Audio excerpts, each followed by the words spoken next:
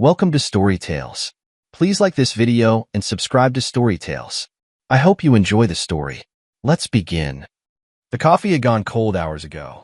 William Maddox stared at the brown ring it left on his kitchen table, the same table where Hazel used to do her homework. 7 days. 7 days since his daughter ran into the storm after watching her mother and that man argue by the bridge. 7 days since his world cracked open. The police scanner crackled in the background.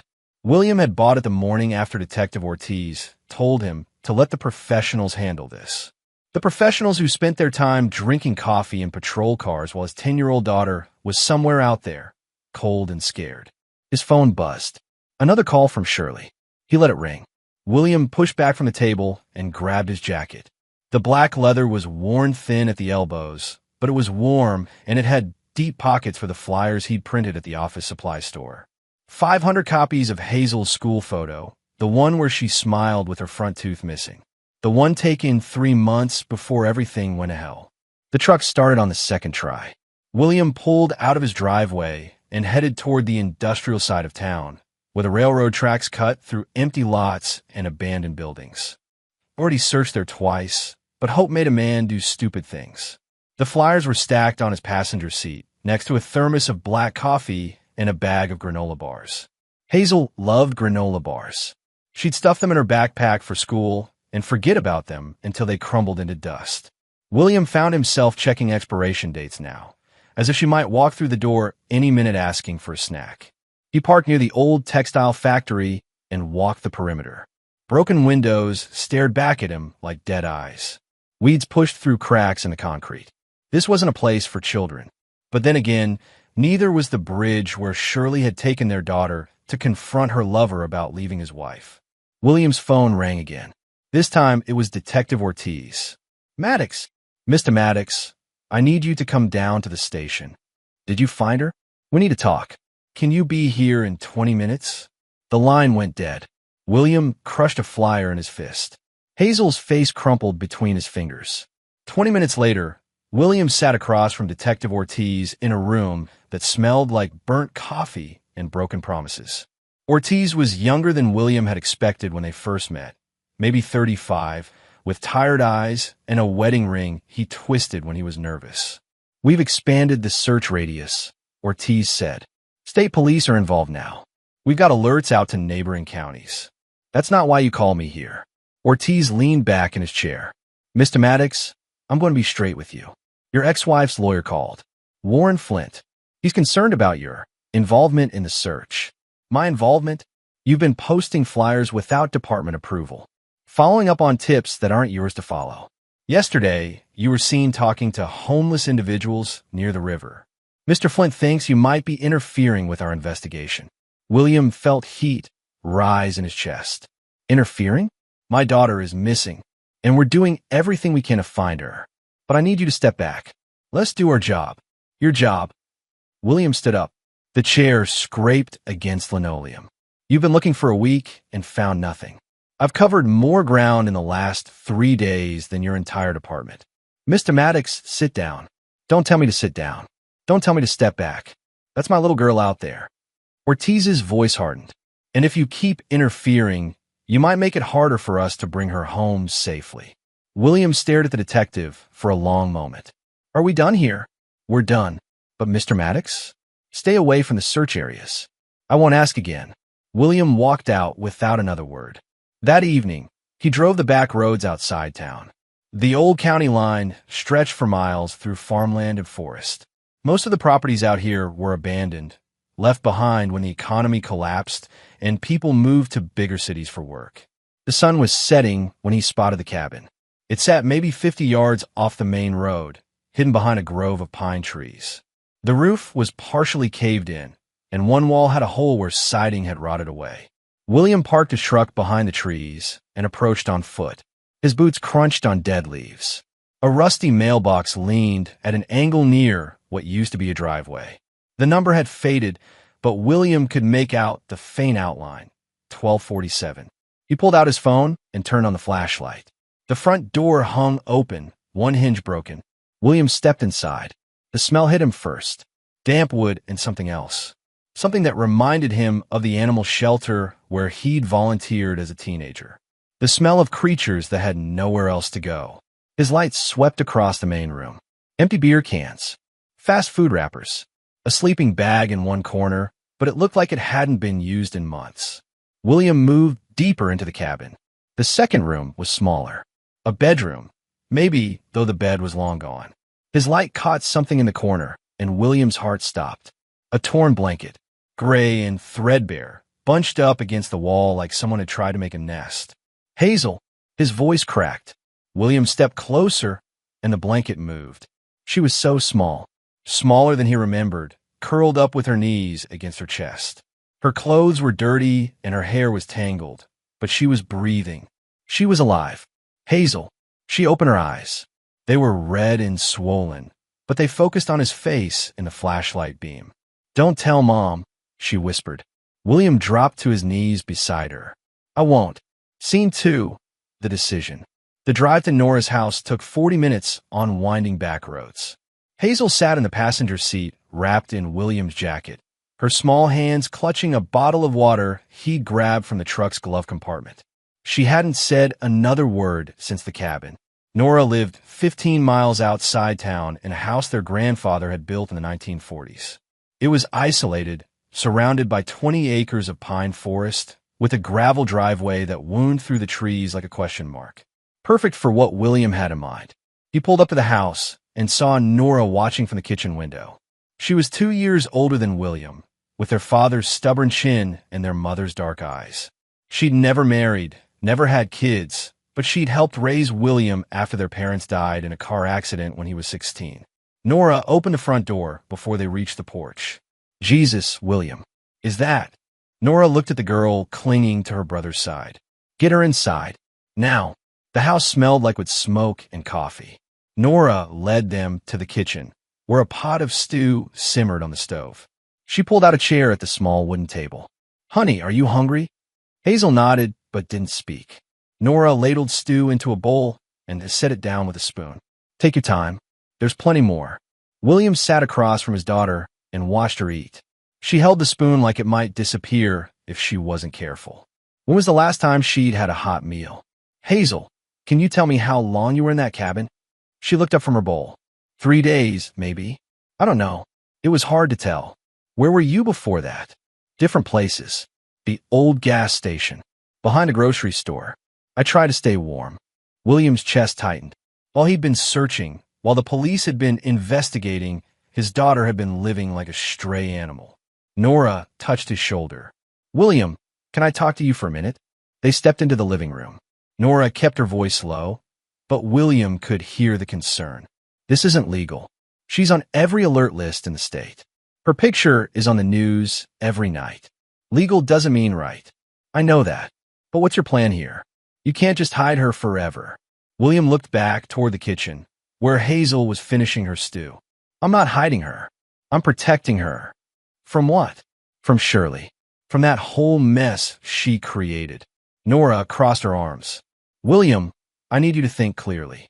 If the police find out you have her and didn't report it immediately, it'll look bad in court. Really bad. Court, you think this ends any other way? Shirley's going to fight for custody. And right now, she looks like the grieving mother while you look like. Like what? Like the angry ex-husband who kidnapped his own daughter." William walked to the window and stared out at the darkening forest. "She was scared, Nora. When I found her, she was terrified. She begged me not to tell her mother." "Why?" "I don't know yet, but I'm going to find out." Nora was quiet for a moment. "How long do you need?" "A few days, maybe a week, just until I can figure out what really happened that night." "And what do I tell people who ask questions?" "You don't know anything. You haven't seen me or Hazel." Nora shook her head. "I don't like this." "I don't either, but I won't let them take her back to Shirley. Not until I know she's safe." They returned to the kitchen. Hazel had finished eating and was sitting with her hands folded in her lap. She looked up when William approached. "Hazel, would it be okay if you stayed here with Aunt Nora for a little while? Just until we can sort some things out. Are you leaving?" "I'll come back tomorrow. And the day after that. Every day until we figure this out. You promise?" William knelt beside her chair. "I promise." "And Hazel?" No one's taking you away until the court says otherwise. She nodded and leaned against him. For the first time in a week, William felt like he could breathe. After Hazel was settled in the guest bedroom, Nora walked William to his truck. She needs to see a doctor, Nora said. And probably a counselor. I know, but not yet. Not until I know who I can trust. What about school? She's not going back to school. Not while Shirley has any legal rights. Nora grabbed his arm. William, listen to me. You're playing with fire. If this goes wrong, it won't. How can you be sure? William looked back at the house, where a lamp glowed in the guest bedroom window. Because I'm not going to let it. The next morning, William called the police from a payphone outside a gas station 20 miles from town. He'd practiced the voice in his truck, making it higher, more nervous. Spokane Police, this is dispatch. Hi, I think I saw that missing girl. The one on the news. Hold on, let me transfer you to Detective Ortiz. William waited, watching traffic pass on the highway. A semi-truck rumbled by, heading east toward the Idaho border. This is Detective Ortiz. I saw the girl. The missing one, Hazel something. Where? Out by Highway 2, near the border. She was walking with some older kids, maybe teenagers. They were heading east. When was this? Yesterday evening, around 6 o'clock. I almost stopped, but they turned off into the woods before I could get a better look. Can you describe what she was wearing? William closed his eyes and pictured Hazel at Nora's house the night before. Dark jacket, maybe blue or black. And jeans, I think. Sir, I need to get your contact information. I have to go. I'm late for work, but I thought you should know. William hung up and drove away. In his rearview mirror, he watched the gas station disappear around a curve. By noon, he could see the police activity from his office window. Squad cars heading east out of town. A helicopter circling the border area. They'd bought it. His phone rang. Shirley's name appeared on the screen. William let it ring 8 times before answering. What? William, thank God. Have you heard anything? The police think someone saw her near Highway 2. I heard. They're focusing the search there now. They think she might have tried to cross into Idaho. William said nothing. William, are you there? I'm here. I know we haven't been talking, but I need to ask you something. Do you think she would try to leave the state? Would she know how to do that? I don't know, Shirley. The police asked me if she had any friends or family in Idaho. I told them no, but maybe there's something I missed. Someplace she might go. Like where? I don't know. Somewhere she felt safe. William almost laughed. Safe. Where had Hazel felt safe when her mother was dragging her to late-night confrontations with her boyfriend? William, please, if you have any ideas. I don't. The detective said they're bringing in search dogs tomorrow, and the FBI might get involved if they think she crossed state lines. Good. Good? William, she's been missing for 8 days. Aren't you worried? William gripped the phone tighter. Of course I'm worried. I'm worried sick. But at least now, they're actually looking in the right place. What's that supposed to mean? Nothing. I have to go. William, wait. I need to tell you something. About that night. About what happened. I don't want to hear it. But you need to know. Hazel saw things. Things that might have scared her. What kind of things? Shirley was quiet for a moment. Can we meet? Somewhere private? I think we need to talk. No. William, please. You lost the right to ask me for anything. He hung up. That afternoon, Shirley called 6 more times. William ignored every call. On the 7th attempt, she left a voicemail. William, I know you're angry. I know you hate me. But Hazel is out there somewhere, and she's scared. Whatever happened between us, she doesn't deserve this. Please, if you know anything, if you have any ideas about where she might go, call me back. I'm begging you. William deleted the message. At 5 o'clock, he drove to Nora's house. Hazel was in the kitchen helping with dinner, her hair clean and braided. She looked more like herself, but there was something in her eyes that hadn't been there before. Something careful and watchful. How was your day, kiddo? Okay. Aunt Nora, let me help with the garden. We picked tomatoes. That's great. Nora caught his eye. Hazel, why don't you go wash up for dinner? After Hazel left the kitchen, Nora lowered her voice. She had a nightmare last night. Woke up screaming.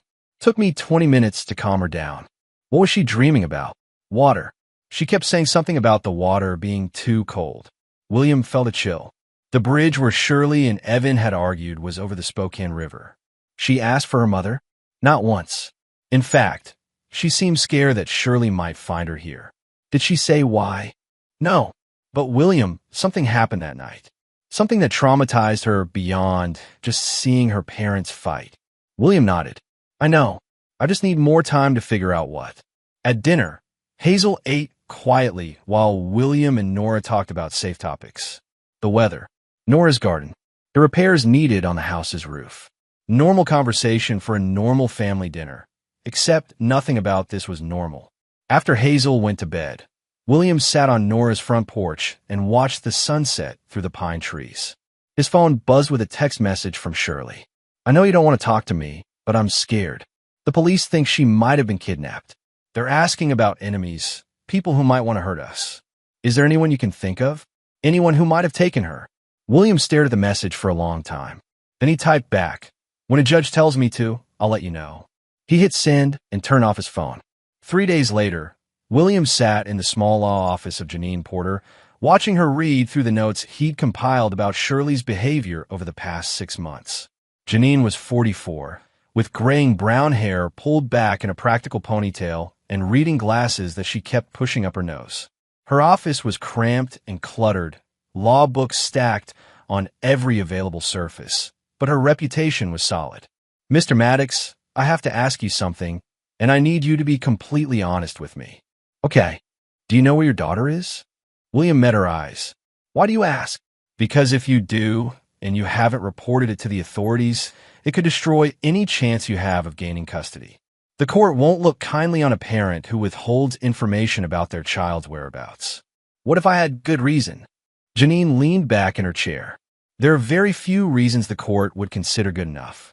Immediate physical danger, maybe, but even then, you'd need proof. William reached into his jacket and pulled out a small digital recorder. What if I had proof that my daughter was afraid of her mother? What kind of proof? William pressed play.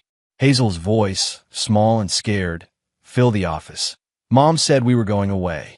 Evan said Daddy would be happier without us. I didn't want to go, but Mom said I had to. She said if I told Daddy, he would be angry at me too. Janine sat forward. When was this recorded? Yesterday. I asked Hazel to tell me what she remembered about that night, about the conversation before they went to the bridge. And William pressed play again. Evan was mad at Mom because his wife found out about them. He said Mom needed to fix it or he was done. Mom started crying and said they could all leave together like a family. She said I would like it better with just them, without Daddy around. Janine removed her glasses and cleaned them slowly. Mr. Maddox, I need to know where your daughter is. Right now, she's safe. That's not what I asked. William studied Janine's face. He'd chosen her because she had a reputation for taking on difficult cases and winning them. Her office might be small, but her success rate was impressive. If I tell you what happens next, we file for emergency temporary custody immediately. We present evidence that your daughter was psychologically manipulated and is afraid to return to her mother's care. We argue that returning her to that environment would cause additional trauma. And if the court doesn't agree, then Hazel goes back to her mother, and you get supervised visitation pending a full custody hearing. William was quiet for a moment. What are our chances? With this recording? Better than 50-50. But Mr. Maddox, if the court finds out you've hidden her, it'll destroy your case. You need to bring her in soon. How soon? We file tomorrow morning. The court will want to see her within 72 hours. William thought about Hazel at Nora's house, helping in the garden, sleeping through the night for the first time in weeks. What about Shirley? What's her next move? She's already filed a missing person report with a request for emergency custody when Hazel is found. Her lawyer, Warren Flint, is good. He'll paint her as the grieving mother and you as the unstable ex-husband. Based on what? Based on your behavior since the separation. The late-night phone calls. The surveillance of her apartment. The confrontation at her workplace. William's jaw tightened. I was trying to figure out what was going on. She was acting strange, taking Hazel out at weird hours, not answering my calls. I understand that. But to an outsider, it looks like stalking. So what do we do? Janine pulled out a legal pad and started writing. We get ahead of this. We present Hazel's testimony as evidence of emotional abuse. We argue that your actions were those of a concerned father, not a vindictive ex-husband. And we pray that the judge cares more about what's best for the child than what looks good on paper.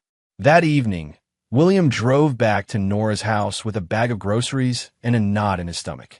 The woods seemed darker than usual, the shadows longer between the trees.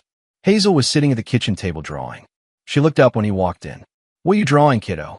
"The cabin where you found me. I don't want to forget what it looked like." William sat down beside her. The drawing was surprisingly detailed for a 10-year-old. She'd captured the broken door, the hole in the wall, even the rusty mailbox. "Why don't you want to forget?" "Because it was the first place I felt safe after I ran away." "Safe?" "Mom and Evan couldn't find me there." "Nobody could." William exchanged a look with Nora, who was stirring something on the stove. "Hazel, tomorrow we need to go see a lawyer. She's going to help us make sure you don't have to go anywhere you don't want to go." "Will I have to see Mom?" "Probably, but not alone. I'll be there." Hazel nodded and went back to her drawing. "Daddy." "Yeah." "Promise me something." "What?" "Promise you won't let them make me go back with Mom. Not until she stops being angry all the time." William felt something break inside his chest. "I promise." Later that night, after Hazel was asleep, William sat with Nora on the front porch. The air was cool and full of pine scent. "You know this is the right thing to do," Nora said. "I know, but you're scared." "Terrified." "Of what?" William was quiet for a long moment. "Of losing her again. Of watching some judge who doesn't know her, doesn't know what she's been through, hand her back to Shirley because it looks right on paper. That won't happen." "How can you be sure?" "Because you won't let it." William's phone buzzed. A text from Shirley. "The police are expanding the search to include Canada. They think someone might have taken her across the border." "William, I'm going crazy. Please, if you know anything." He showed the message to Nora. "She's desperate," Nora said. "Good. Desperate people make mistakes." "What kind of mistakes?" William thought about the recording in his jacket pocket, about Hazel's testimony and the fear in her voice. "The kind that help us win." Scene 2. Shirley's counterattack. The courthouse in downtown Spokane was a gray concrete building that looked like it had been designed by someone who'd given up on beauty in favor of function. William walked up the front steps with Janine at his side, his stomach churning with equal parts coffee and anxiety. "Remember," Janine said, "let me do the talking. Answer questions directly, but don't volunteer information. And whatever happens, don't lose your temper. Where she lies, she probably will. Stick to the facts." They passed through security and took the elevator to the third floor. The family court waiting area was full of broken families. Tired-looking parents with their lawyers, children sitting in plastic chairs with social workers, couples who couldn't look at each other across the room. Shirley was already there. She sat near the windows with Warren Flint, her lawyer. Even from across the room, William could see she'd been crying. Her eyes were red and swollen, and she kept dabbing at them with a tissue. She was wearing a conservative blue dress and minimal makeup, trying to look like the grieving mother. Warren Flint was everything Janine was not. Expensive suit, perfect hair, briefcase that probably cost more than most people's cars.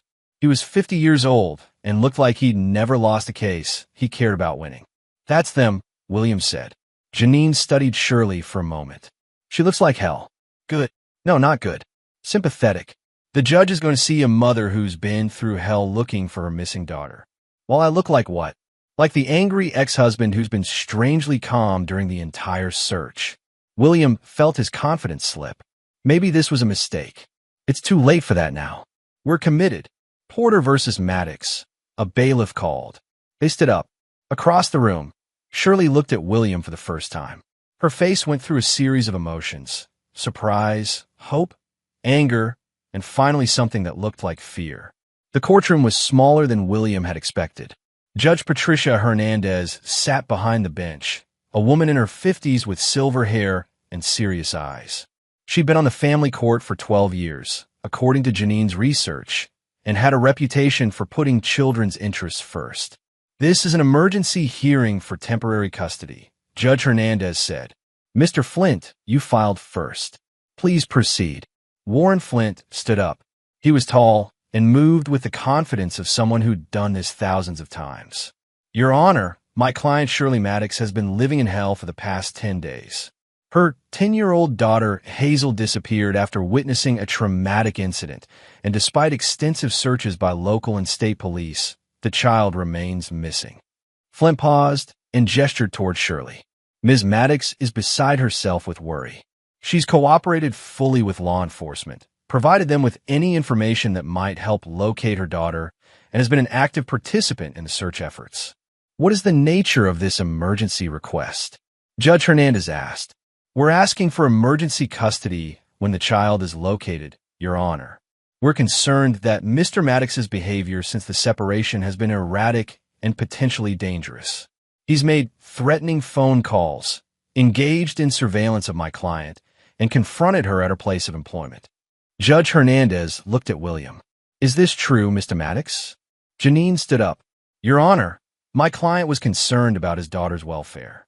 Ms. Maddox had been exhibiting unusual behavior, taking the child out at inappropriate hours and refusing to communicate with Mr. Maddox about their daughter's whereabouts. That doesn't excuse stalking behavior, Flint said. Your Honor, Janine continued, we'd like to present evidence that the child was psychologically manipulated by Ms. Maddox and her boyfriend, and that she's afraid to return to that environment. What kind of evidence? Janine reached into her briefcase. Audio testimony from the child herself, recorded yesterday. William watched Shirley's face as Janine played the recording. He saw recognition, fear, and something else. Guilt. Mom said we were going away. Evan said Daddy would be happier without us. When the recording finished, the courtroom was silent. Judge Hernandez leaned forward. Ms. Porter, where is this child? She's safe, Your Honor. That's not what I asked. Janine looked at William. He nodded. She's with Mr. Maddox's sister, Your Honor. She's been there for 4 days. Shirley gasped. You've had her? William, you've had her this whole time? Judge Hernandez banged her gavel. Ms. Maddox, please remain quiet. Warren Flint was on his feet. Your Honor, this is unconscionable. My client has been suffering for 10 days, thinking her daughter was dead or kidnapped, while Mr. Maddox has been hiding the child. Mr. Maddox, Judge Hernandez said, explain yourself. William stood up.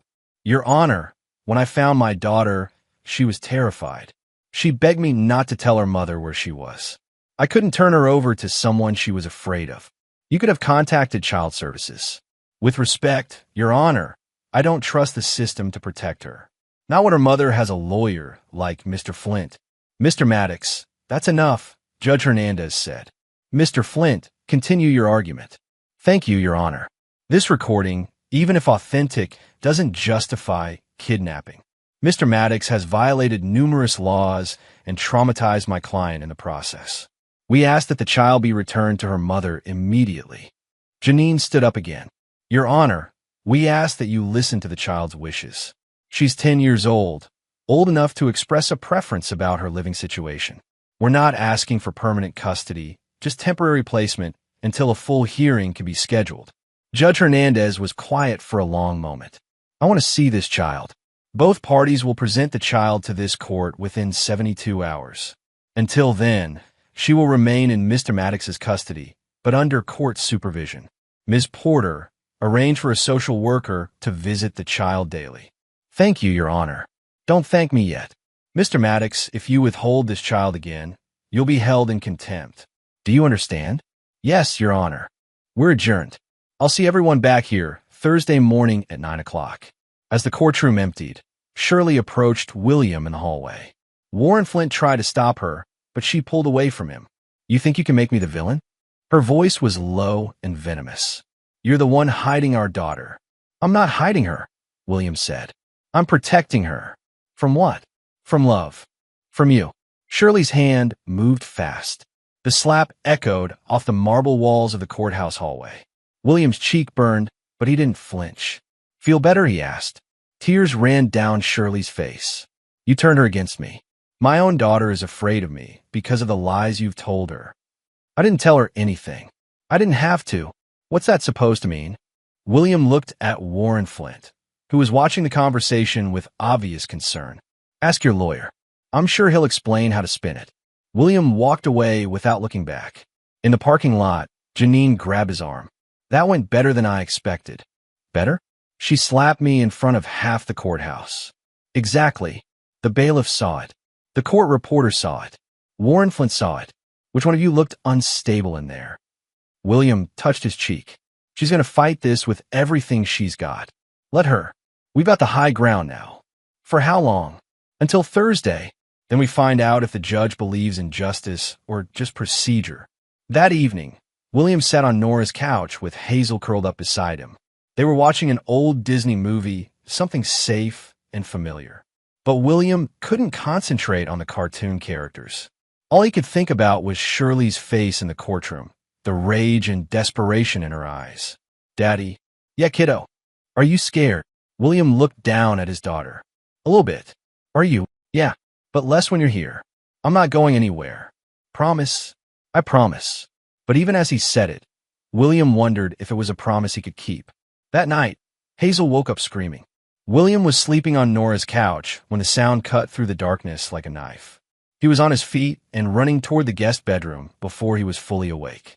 He found Hazel sitting up in bed, her face pale and her eyes wide with terror. She was looking at something that wasn't there, something only she could see. It's okay, William said, sitting on the edge of the bed. You're safe. You're at Aunt Nora's house. Hazel blinked and focused on his face. Daddy, I'm here. She threw her arms around him and buried her face against his shoulder. Her small body was shaking. Nora appeared in the doorway, her robe pulled tight around her. Another nightmare? Yeah. I'll make some tea. William held his daughter until the shaking stopped. Do you want to talk about it? Hazel pulled back and wiped her eyes. It was the same dream. About the water. What about the water? It was so cold and dark, and Mom was screaming. William felt a chill run down his spine. Hazel, what happened that night? At the bridge. She was quiet for a long moment. Do you promise you won't be mad at me? I promise. And you won't make me go back to Mom? Not if you don't want to. Hazel took a shaky breath. Mom and Evan were fighting. About his wife. She found out about them and was going to tell everyone at Evan's work. Okay. Evan was really mad. He said Mom ruined everything and he was done with her. He said he never wanted to see her again. William waited. He could feel how hard this was for her to say. Mom started crying. She said she loved him and she would do anything to make it right. She said we could all go away together like a real family. But Evan laughed. What did he say? He said Mom was crazy if she thought he was going to run away with her and some other man's kid. He said I was just extra baggage.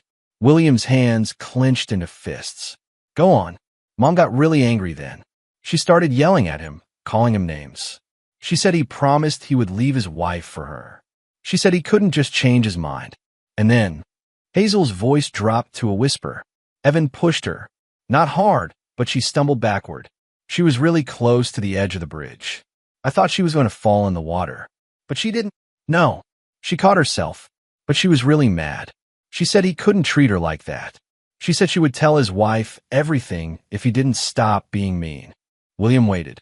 There was more. He could see it in Hazel's eyes. Evan started walking away. He said he was done talking. So Mom. Hazel stopped. What did Mom do? She picked up a piece of wood, like a board or something, and she hit him with it. William felt the world shift around him. She hit him in the back of the head. He fell down and didn't move. There was blood. And then what happened? Mom started crying again. She kept saying she was sorry, that she didn't mean to hurt him. She told me to help her move him. Did you? I was scared. I didn't want to touch him. Mom said he was just unconscious, but his eyes were open and he wasn't blinking. William pulled Hazel closer. What did you do? I ran. Mom called after me, but I just ran. I was so scared, Daddy. I thought she killed him. And you've been carrying this around for 2 weeks? Hazel nodded. Mom called me the next day. She said Evan was okay, that he was in a hospital, but he was going to be fine. She said if I told anyone what happened, they would take me away from both of you. Is that why you asked me not to tell her where you were? I was afraid she would be mad at me for running away. And I was afraid of what she might do if she got mad again. William held his daughter and tried to process what she'd told him. Shirley had assaulted Evan. She'd threatened Hazel to keep quiet about it. And then she'd spent 2 weeks playing the grieving mother while her daughter lived on the streets. Hazel, do you remember what you told me at the cabin? About not telling Mom? Yeah. You said it first, before I promised anything. Why? Because I was afraid if Mom found me, she would make me lie to the police. She would make me say something that wasn't true. William's chest felt tight. What kind of lie? That maybe you heard Evan. That maybe you were there that night. But I wasn't. I know. But Mom said people would believe her story over yours because you were already mad at Evan for taking her away from you. William closed his eyes.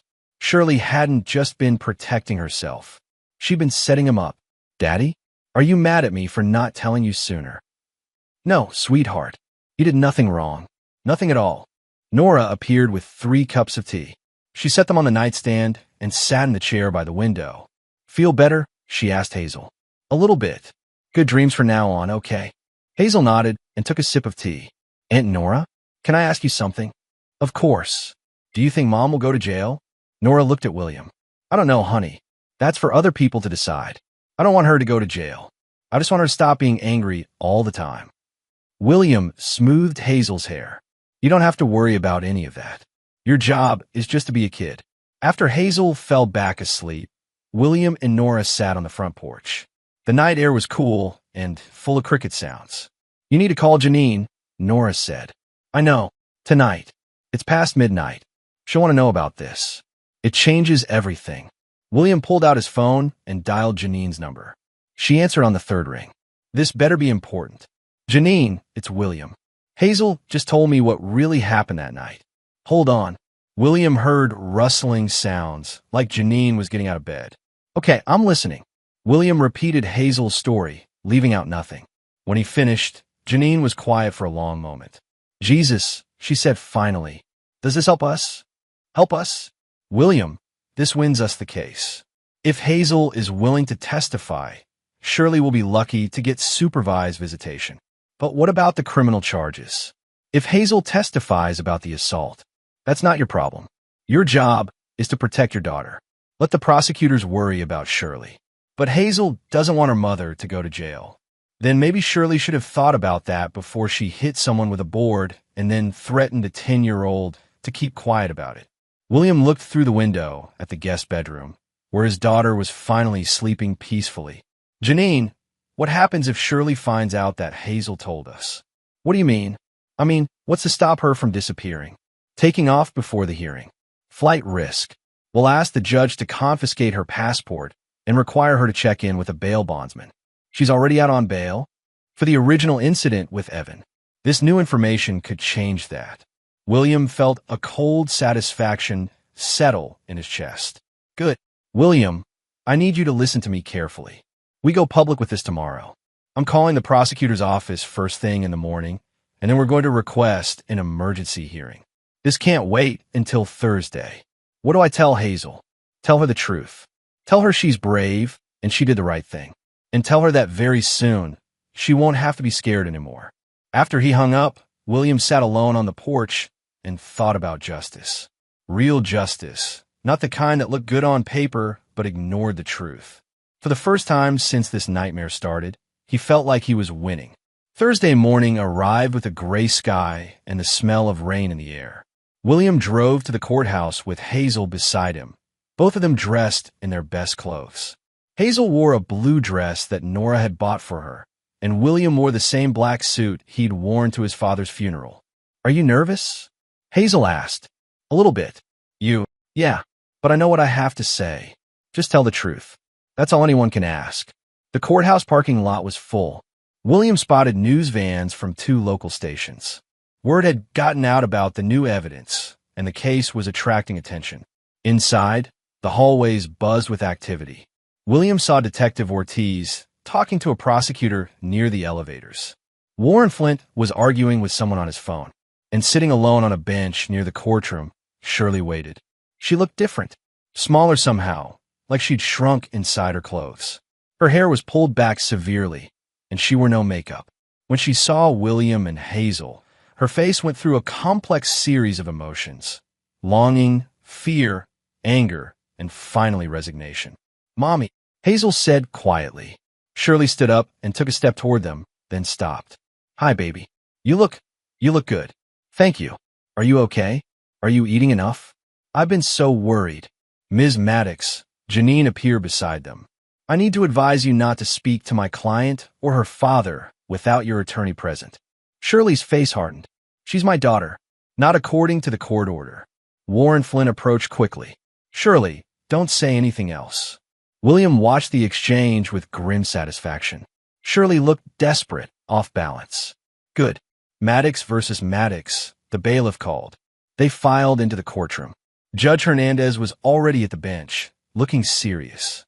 The gallery was fuller than it had been on Monday, filled with reporters and curious observers. Before we begin, Judge Hernandez said, I want to make something clear. This is a family court proceeding, not a criminal trial. While I understand there may be criminal implications to some of the testimony we hear today, my only concern is the welfare of the child involved. She looked at Hazel, who sat between William and Janine at the plaintiff's table. Ms. Hazel, do you understand why you're here today? Hazel stood up. Yes, Your Honor. I'm here to tell the truth about what happened. And do you understand that you must tell the truth, even if it might hurt someone you love? Yes, ma'am. Very well. Ms. Porter, you may proceed. Janine stood up. Your Honor, we call Hazel Maddox to testify. William watched his daughter walk to the witness stand. She looked so small up there, but her voice was clear and steady as she was sworn in. Hazel, Janine said gently, can you tell the court what happened on the night of October 1st? For the next 20 minutes, Hazel told her story. She spoke quietly but clearly, describing the argument between her mother and Evan, the violence by the bridge, and her terror afterward. She explained why she ran away and why she was afraid to go back to her mother. William watched Shirley's face during the testimony. She didn't interrupt or object. She just sat there, tears streaming down her cheeks, as her daughter described her worst moment. When Janine finished her questions, Warren Flint approached for cross-examination. Hazel, you love your mother, don't you? Yes, sir. And you know she loves you? I think so. You don't want her to get in trouble, do you? No, sir. But I want to tell the truth. Sometimes when we're scared, we remember things differently than they really happened. Is it possible that you misunderstood what you saw that night? Hazel was quiet for a moment. No, sir. I know what I saw. But it was dark, wasn't it? And you were far away. I was right there. And there were lights from the cars on the bridge. William felt proud of his daughter. She wasn't backing down. Hazel, has your father told you what to say here today? No, sir. He told me to tell the truth. And what if the truth hurts your mother? Would you still tell it? Hazel looked at Shirley, who was watching her with desperate eyes. Yes, sir, because the truth is important. Warren Flint had no more questions. Judge Hernandez leaned forward. Hazel, I have one question for you. If I were to order you to return to your mother's custody today, how would that make you feel? Hazel's voice was barely above a whisper. Scared. Why? Because I don't think she means to hurt people, but sometimes she does anyway. And I'm afraid that if she gets mad again, she might hurt me too. Thank you, Hazel. You may step down. As Hazel returned to her seat, Judge Hernandez addressed the courtroom. I've heard enough testimony to make my decision. Ms. Maddox, would you like to make a statement before I rule? Shirley stood up slowly. Your Honor, I made a terrible mistake. I was angry and scared, and I did something I'll regret for the rest of my life. But I love my daughter. I've never hurt her, and I never would. The court notes your statement. Mr. Maddox, anything you'd like to add?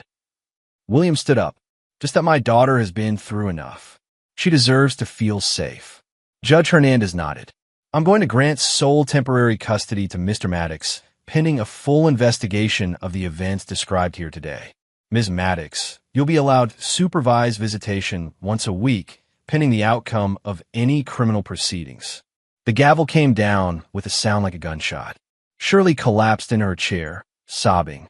Warren Flint put a hand on her shoulder, but she pushed him away. Hazel, she called out as William and his daughter headed for the door. Hazel, please. Hazel stopped and looked back. I'm sorry, Mommy. I didn't want this to happen. I know, baby. I know. I love you. I love you too.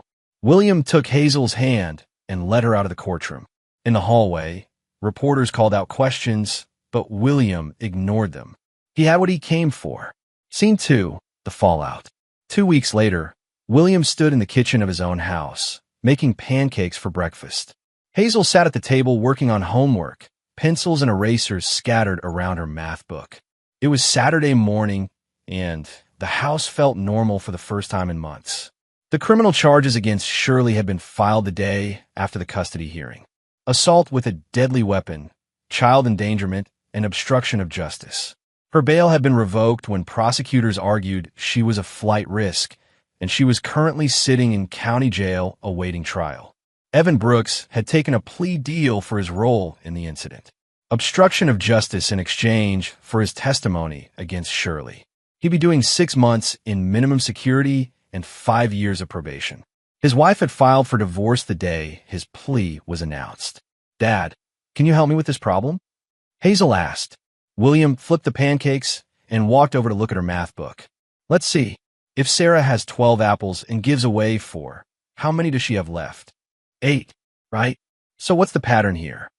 Subtraction. Exactly. See? You're getting it." The doorbell rang. William checked the clock on the microwave. 10:30 on a Saturday morning. Who would be visiting this early? He opened the front door to find Detective Ortiz standing on his porch. "Mr. Maddox, sorry to bother you so early. Is everything okay? Can I come in? I have some news about your ex-wife." William led Ortiz to the living room, where they could talk without Hazel overhearing. "What kind of news?" "Shirley's been transferred to the state psychiatric facility for evaluation. Her lawyer is planning an insanity defense." William felt cold. Is she crazy? That's for the doctors to decide. But her behavior in jail has been concerning. She keeps asking to see Hazel. She's written letters, made phone calls. The guards say she talks to herself about taking Hazel away somewhere safe. Are you telling me she's planning something? I'm telling you to be careful. The facility is secure, but her lawyer visits are unsupervised. And Warren Flint has been making noise about appealing the custody decision. William thought about the pancakes burning on the stove, about Hazel doing homework at the kitchen table, about the normal Saturday morning they'd been having 5 minutes ago. What do you recommend? Keep doing what you're doing. Keep Hazel close. If you see anything suspicious, call me immediately. After Ortiz left, William returned to the kitchen. Hazel was still working on her math, but she looked up when he sat down. "Was that about Mom?" "Yeah. Is she okay?" William studied his daughter's face. There was concern there, but not fear. "Not anymore. She's sick, kiddo, but she's getting help. Will she get better?" "I don't know." Hazel nodded and went back to her homework. "I hope she does. I hope she gets better and stops being angry all the time." "Me too." But William wasn't sure he meant it. Some things were beyond forgiveness, and threatening his daughter was one of them. That afternoon, they went to Nora's house for dinner. The drive through the woods felt different now, peaceful instead of desperate. Hazel chattered about school and her friends, about the drawing class she wanted to take and the book she was reading. "You seem happy," Nora said as they sat on the front porch after dinner. "I'm happy, for the first time in months." "And Hazel?" William looked through the window at his daughter, who was sitting at Nora's kitchen table working on a puzzle. "She's getting better. The nightmares have stopped. She's making friends at school again. Her teacher says she's doing well. What about therapy? Twice a week. Dr. Martinez says she's resilient. Kids bounce back faster than adults. And you? Are you bouncing back?" William thought about the question. "I'm trying. It's hard to trust people now. Hard to believe that the system works. But it did work. In the end. This time, because we got lucky. Because Hazel was brave enough to tell the truth." Nora was quiet for a moment. "Do you think you'll ever forgive Shirley?" "No. Not even if she gets help. Not even if she changes." William watched his daughter through the window. Hazel was laughing at something on her puzzle, her face bright with joy. "She threatened my child. She used her to cover up a crime. She let Hazel live on the streets for over a week while she played the victim. There are some things that can't be forgiven. And if Hazel wants to see her mother someday, when she's 18, she can make that choice for herself. Until then, my job is to keep her safe." Nora nodded. "I understand. Do you think I'm being too harsh?" "I think you're being a father." 6 months later, William stood on the same bridge where everything had started. The weather was warmer now, spring giving way to early summer. The Spokane River flowed beneath him, carrying away the remnants of winter. Hazel stood beside him, holding his hand and looking down at the water. "It's prettier in the daylight," she said. "Yeah, it is. Are you okay, Dad? You seem sad." William squeezed her hand. "Not sad, just remembering. Bad memories? Some bad, some good." They'd come here because Hazel had asked to. "She'd been having good dreams lately," she said, and she wanted to see if the place looked different now that she wasn't scared anymore. William had been reluctant, but Dr. Martinez had said it might be therapeutic. "I used to have nightmares about this place," Hazel said. "But now when I dream about it, you're here with me." William felt something loosen in his chest. "Good dreams. The best. We're fishing in the river, and you're teaching me how to cast a line. And Mom is there too, but she's not angry anymore. She's laughing and helping me bait the hook." William didn't say anything. He couldn't tell his daughter that some dreams would never come true. "Dad, do you think Mom will ever get better?" The trial had ended 3 months ago. Shirley had been found guilty, but mentally ill, sentenced to 10 years in a secure psychiatric facility. Her doctors said she suffered from severe depression and borderline personality disorder, conditions that might have been manageable with proper treatment, but had been left untreated for years. "I hope so," William said, and he found that he meant it. Not for Shirley's sake, but for Hazel's. "I wrote her a letter last week." William looked down at his daughter. "You did?" "Dr. Martinez said it might help me feel less angry. I told her that I missed her sometimes, but that I was okay living with you. I told her about school and my friends and the drawing class I'm taking." "Did you mail it?" "Not yet. Dr. Martinez said I should think about it for a while first." "And what do you think?" "I think maybe I will. Maybe she needs to know that I'm okay." William pulled his daughter closer. "You're more than okay, kiddo. You're amazing." They stood in comfortable silence for a few minutes, watching the river flow. William thought about justice and forgiveness, about the difference between the two. Justice was what happened in courtrooms, with judges and lawyers and rules. Forgiveness was something else entirely, something that came from inside and couldn't be forced or legislated. He'd gotten justice for his daughter.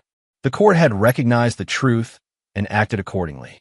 Shirley was where she belonged, getting the help she needed while serving the time she deserved. Evan had paid a price for his role in the mess. The system had worked.